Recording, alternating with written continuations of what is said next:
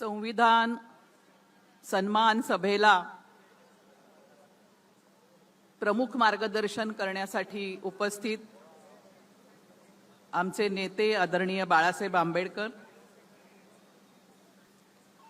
मंचावर उपस्थित वंचित बहुजन आघाडीचे राज्य कार्यकारिणीतील माझे सर्व सहकारी, महिला आघाडी, युवा आघाडी, समता सैनिक दल, भारतीय बौद्ध महासभेचे सर्व पदाधिकारी, वंचित बहुजन आघाडीचे सर्व महाराष्ट्रातून आलेले सर्व पदाधिकारी आणि ह्या संविधानाच्या सन्मानासाठी या ठिकाणी उपस्थित असलेल्या नागरिक बंधू भगिनींनो, 26 नोव्हेंबर 1949 रोजी बाबासाहेबांनी आपल्याला संविधान सुपूर्द केले। त्यामुळे या संविधानाचा सन्मान करण्यासाठी आज आपण या ठिकाणी जमलेलो आहोत। भारतीय समाजामध्ये हजारो वर्ष कोट्यवधी बहुजन जनतेला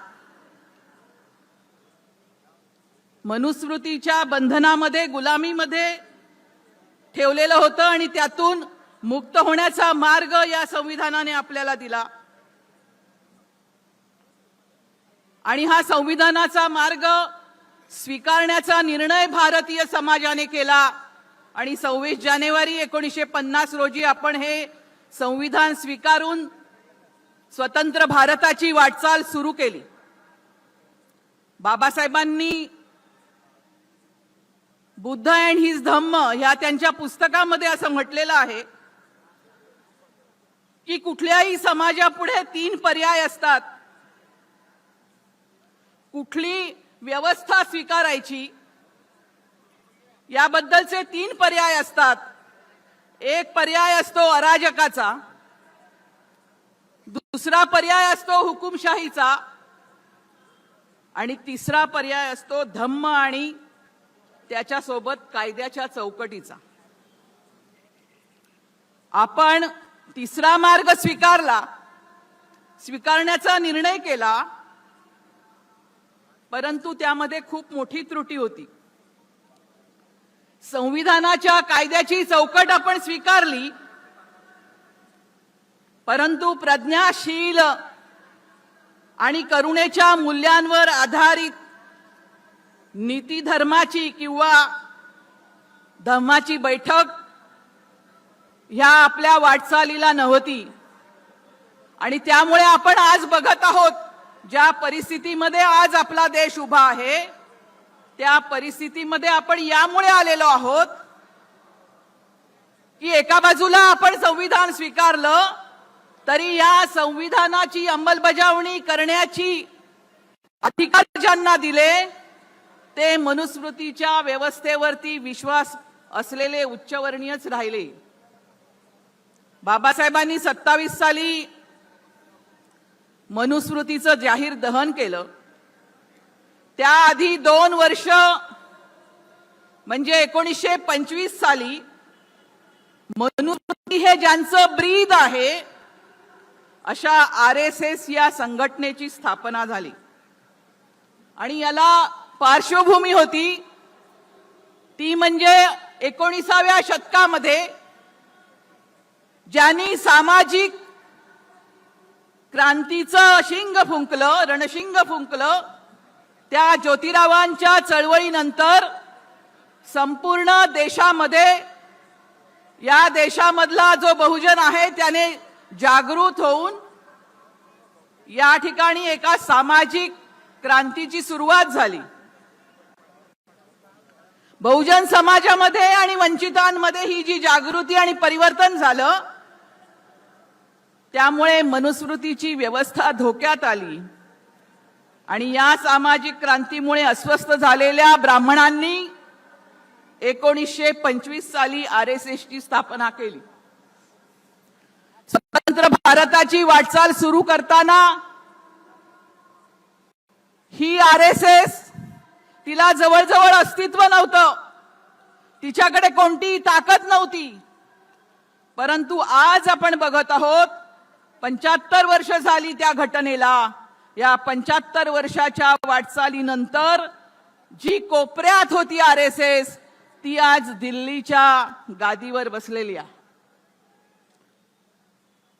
या परिस्थितीमध्ये जेव्हा संविधानावरच्या संकटाची आपण चर्चा करतो आहोत, तेव्हा काही 2-3 महत्वाचे मुद्दे मी आपल्या समोर मांडणार आहे आणि जास्ती वेळ घेणार नाही, रजा घेईन आपली. परंतु संविधानाने दिलेला आपल्याला सर्वात महत्वाचा जो अधिकार आहे तो म्हणजे मताचा अधिकार आहे. एक मत, एक व्यक्ती, एक मूल्य. आणि ह्या आपल्या अधिकाराचं रक्षण करण्यासाठी संविधानाने या देशामध्ये एक स्वायत्त यंत्रणा उभी केली, ती म्हणजे निवडणूक आयोगाची यंत्रणा उभी केली. की निवडणूक आयोगाने पारदर्शकपणे या ठिकाणच्या निवडणुका पार करत नाही याच्यावरती लक्ष ठेवायचं आहे. परंतु आपण बघतो आहोत की गेल्या काही वर्षामध्ये इथलं जे निवडणूक आयोग आहे ते स्वायत्त राहिलेलं नाही, ते पारदर्शक राहिलेलं नाही. ज्या निवडणुका म्हणजे इथल्या स्थानिक स्वराज्य संस्थांच्या निवडणुका घ्यायला पाहिजे होत्या 5 वर्षापासूनच्या सर्व स्थानिक स्वराज्य संस्थांच्या निवडणुका कोर्टाने अनेक वेळा सांगून देखील या निवडणूक आयोगाने घेतलेल्या नाहीत. दुसरी घटना आपण बघतो आहोत की ते मतांची चोरी कशा प्रकारे करत आहेत, मतदारांना कशा प्रकारे याद्यांमधून वगळत आहेत. आणि जो खटला बाळासाहेबांनी कोर्टामध्ये नेला तो म्हणजे निवडणुकीमध्ये जे झालेलं मतदान आहे त्याच्यामधला जो बेहिशोबीपणा आहे, ज्याचा हिशोब लागत नाही, त्याच्याबद्दलचं उत्तर द्यायला या ठिकाणचा निवडणूक आयोग तयार नाही. या इकडची जी सत्ता आहे त्या सत्तेचा बटीक झालेला निवडणूक आयोग आहे. आणि या निवडणूक आयोगाबद्दल आपण कोर्टामध्ये जाऊन देखील आपल्याला न्याय मिळत नाही. माझ्या मते आपल्याला दिलेला सर्वात मूलभूत जो अधिकार आहे, ज्याच्या माध्यमामधून आपण या ठिकाणचं शांततामय परिवर्तन घडवू शकतो, लोकशाही क्रांती घडवू शकतो, तेच आपल्याकडून हिसकावून घेण्याचं काम चाललेलं आहे. संविधानावरती ह्याच्यापेक्षा दुसरा गंभीर हल्ला कोणता असू शकतो.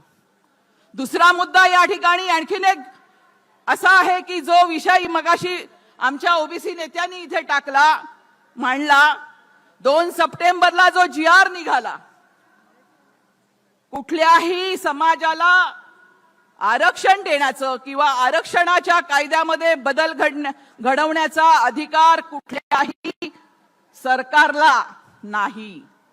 परंतु आपण असं बघतो की GR काढून आरक्षणामध्ये मराठ्यांना सामावून घेण्यासाठी GR काढून कायदे बदलले गेले. परंतु याच्या विरोधामध्ये आपल्या देशाच्या कायदे मंडळामध्ये आवाज उठवला गेला नाही. एकही पक्ष असा नव्हता तिथे. खरं म्हटलं तर कायदे मंडळ बाबासाहेबांनी यासाठी निर्माण केली की जनतेच्या हितावर जर कुठे बाधा येत असेल तर त्याच्यासाठी सरकारला जाब विचारण्यासाठी म्हणून कायदे मंडळ आहेत. परंतु आपण असं बघतो की या कायदे मंडळामध्ये जान राहिलेली नाही. इकडच्या सर्व लोकप्रतिनिधी ज्यांना आपण निवडून देतो ते विकले गेलेले आहेत, ते भ्रष्टाचारी आहेत आणि खोक्यांसाठी स्वतःला गहाण टाकणारे लोक आहेत. आणि त्यामुळे जनतेसाठी कायदे मंडळ राहिलेली नाहीत. आणि तिसरा महत्वाचा प्रश्न या ठिकाणी मांडते, संपदा मुंडेंचा प्रश्न मी या ठिकाणी मांडते. जो प्रश्न सोमनाथ सूर्यवंशींच्या बाबतीत देखील उपस्थित झाला की या ठिकाणची जी व्यवस्था आहे, या ठिकाणची जी कायद्याची व्यवस्था आहे, तिचं संरक्षण करण्याचं काम या ठिकाणच्या पोलीस यंत्रणेचं असलं पाहिजे. परंतु या ठिकाणची पोलीस यंत्रणा आपल्याला असं दिसतं की गुन्हेगारांना पाठीशी घालण्याचं आणि जे पीडित वंचित आहेत त्यांच्यावरती अन्याय करण्याचं काम करत आहेत. संपदा मुंडेंना ज्या प्रकारे सरकारी कामकाजामध्ये ढवळाढवळ करण्यासाठी, पोस्टमार्टमचे रिपोर्ट बदलून देण्यासाठी दबाव आणण्यात आला आणि ते कळलं नाही म्हणून त्यांचं ज्या प्रकारे हत्या करण्यात आली, तो विषय देखील कायद्यावरती आपला जो काही एक विश्वास आजपर्यंत होता तो विश्वास खतम करणारा आहे. संविधानाची जी व्यवस्था आहे ती अशा पद्धतीने मोडकळीस आणण्याचं काम या ठिकाणी चालू आहे. मी फक्त या ठिकाणी एकच गोष्ट आपल्याला सांगायला मागते की आपल्याला वाटतं तेवढी ही लढाई सोपी नाही. आपण काढत आहोत मोर्चे, आपण काढत आहोत अशा प्रकारच्या मोठ्या सभा, याची आवश्यकता आहे कारण आपण जागृत होण्याची आवश्यकता आहे. परंतु ही लढाई खूप मोठी आहे. प्रशासनामध्ये बसून जसं सुजातने म्हटलं की या देशामध्ये जर राहायचं असेल तर संविधानाचा कायदा मानावा लागेल. मग संविधानाचा कायदा मानायला RSSला भाग मांडणारी ब्युरोक्रसी जोपर्यंत आपण निर्माण करत नाही, लोकप्रतिनिधी जोपर्यंत आपण निर्माण करत नाही, तोपर्यंत ही लढाई आपण जिंकू शकत नाही, हे आपण लक्षात घेतलं पाहिजे.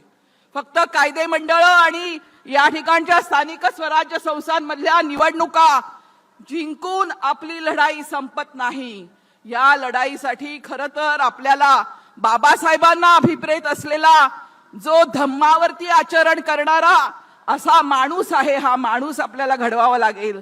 आणि अशा लाखो माणसांचा, अशी लाखो मूल्यावर आधारित आचार करणारी आणि व्यवहार करणारी जोपर्यंत कार्यकर्त्यांची एक मोठी फौज निर्माण होत नाही, कारण आपण रक्तलांछित क्रांतीवरती विश्वास ठेवत नाहीत.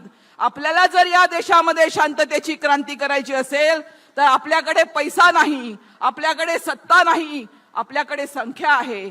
पण ह्या संख्येला देखील आपल्याला नीतिमूल्यांच्या चौकटीवरती चालण्याची शिस्त घालावी लागेल. आणि अशी शिस्तबद्ध संघटनाच या ठिकाणी आपल्याला खऱ्या अर्थाने हे जे RSS आहे आणि हे जे या ठिकाणी मनुवादी आहेत त्यांचा पराभव करण्यासाठी आपल्याला खऱ्या अर्थाने सहाय्यभूत ठरेल. हे आपण गंभीर्याने याचा विचार करावा असं आवाहन या ठिकाणी मी करते आणि मी आपली रजा घेते. जय भीम, जय भारत.